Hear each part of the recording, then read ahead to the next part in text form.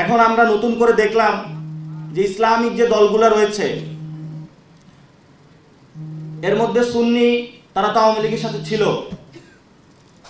হেফাজতে ইসলাম বিএনপির সাথে ছিল, কিন্তু হেফাজতে ইসলামের যখন লাশগুলো সাপ্লাই একের পর এক পড়তেছিল, কই সেদিন তো বিএনপির একটা নেতাকেও আমরা উকি দিতে দেখি নাই। সাপ্লাই যখন আমাদের আলেম ভাইরা এখানে একের পর এক শহীদ হচ্ছিল, আপনারা তখন গুলশানে বসে অন্যান্য আওয়ামী লীগের সাথে ব্যাংকের ভাগ বটোয়ারায় ব্যস্ত ছিলেন। আলেমদেরকে এটা বুঝতে হবে। নতুন করে তারা আলোচনায় নিয়ে এসেছে যে জামায়াত ইসলামের হলো মওদুদি ইসলাম এবং ওনাদের একটা হলো মদিনার ইসলাম। একই সাথে বক্তব্য দিলেন সালাউদ্দিন সাহেব। আর মদিনার ইসলামে আপনি চাঁদাবাজি দুর্নীতি কোথায় থেকে পাইলেন? মদিনার ইসলামে আপনি ফ্যাসিজম কোথায় পাইলেন? মদিনার ইসলামে আপনি হাওয়া ভবন কোথায় থেকে পাইলেন? মদিনার ইসলামকে একটি শান্তির সমাজ প্রতিষ্ঠা করতে আমাদেরকে শিখিয়েছিল।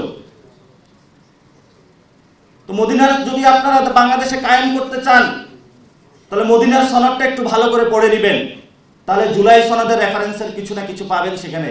কারণ জুলাই সনদে যে কথাগুলো বলা হচ্ছে, শান্তির যে নতুন একটি সাম্যের সোসাইটি প্রতিষ্ঠা করার কথা বলা হচ্ছে, সেগুলোই তো মদিনার সনদের ভাষ্যের কথা। তাহলে মদিনার সনদ কি আমাদেরকে দেখাচ্ছেন মদিনার যে জীবন সেটাকে আমাদেরকে রাজনৈতিকভাবে ওয়াশ করার জন্য, চোখে কিছু ধুলো দেওয়ার জন্য আপনাদের এই বক্তব্য দিচ্ছেন?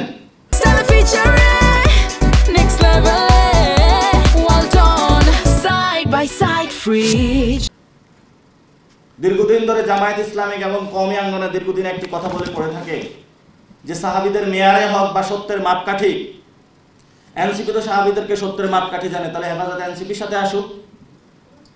নবীদের ভুল হয়েছে কিনা সেখানে তাদের জামায়াতের মধ্যে মত পার্থক্য রয়েছে।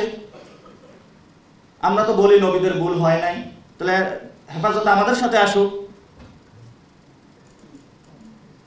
আমিও নিজে কওমি মাদ্রাসায় পড়েছি। এই আলেমদের এইসব বন্ডামি বন্ধ করতে হবে।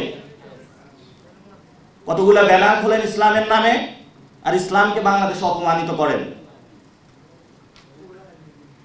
একজন নতুন করে সমীকরণ সাজাচ্ছে, যেহেতু জামায়াত ওইদিকে ইসলামিক ব্লক গড়তেছে, হেফাজতের জিরি মাদ্রাসা পটিয়া মাদ্রাসা ঘুরে ঘুরে আলেমদেরকে হলো ট্যাবলেট খাওয়ায়া ইসলামের নাম দিয়া নতুন করে হলো ধানের শীষে তাদেরকে ভোট দেওয়ার পায় তারা চালাচ্ছে। আপনারা দেখবেন আগামীর ইলেকশনে ধানের ব্যাচ পরে এই শাপলা গলিতে ভোট দিবে মানুষ। জোর করে ধানের শীষ চাপিয়ে দিচ্ছেন তো লাভ হবে না। আমরা একটি নতুন বাংলাদেশের স্বপ্ন দেখি। ওরা আমাদেরকে ভয় দেখায় যে কয়েকদিন পরে আমাদেরকে নাকি রাস্তায় পিটাবে। রাজপথ আমরা অনেক আগে দখল দিয়ে রেখেছি। শেখ হাসিনা আমাদেরকে রাস্তায় পিটাতে পারে না, তুমি আসছে আমাদেরকে রাস্তায় পিটাবা। দেশে আসা সাহস পাও না, আবার বড় বড় কথা বলা অনলাইনে।